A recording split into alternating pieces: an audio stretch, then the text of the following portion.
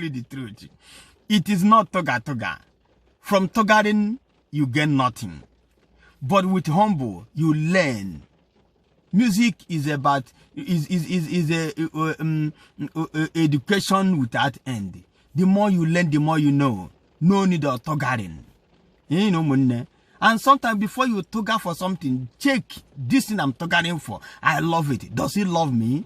Because somewhere for them don't like Egwu, I like how they can football. When they like a football, man, football, I like it, huh? Man, I bring up one day, okay, reggae messiah. Egwu neti osina karakam.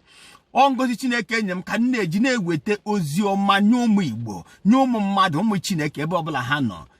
Even English I day, even Igbo I day, egwu church gospel I day, egwu Chineke ji ti mmanụ, even egwu Igbo, ihe nje bata na egwu Igbo ka eji na-promote omenala na asụsụ Igbo nke Chineke ebe a mụrụ anyị, nwụla anyị isi ma ọ ga-ahụ mkpu n'isi ogosi na ụmụ ezigbo nwa afọ Igbo. Ezigbo nwa afọ ndị ụmụ duru ụzọ, ụmụ okebele, ụmụ ndụgba awụ ihe na ahụ ya. Okay, well, the reggae messiah, because continue, I pray my brothers and sisters, continue to support your brother, continue to promote your brother, continue to subscribe on my YouTube channel, Reggae Messiah. Click like, subscribe, like, share, comment. It's something good because I trust you. May my God continue to promote you. We are still at the war against coronavirus. It is not for you. It is not for me. You will not lose anybody in this coronavirus. I shall not lose anybody. We shall not lose anybody. Our children, our parents, our brothers and sisters, our friends and well-wishers. In Jesus' name. Yes, I know somehow it has touched our financial life,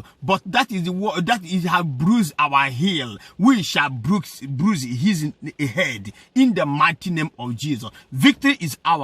In the mighty name of Jesus, I pray. Amen.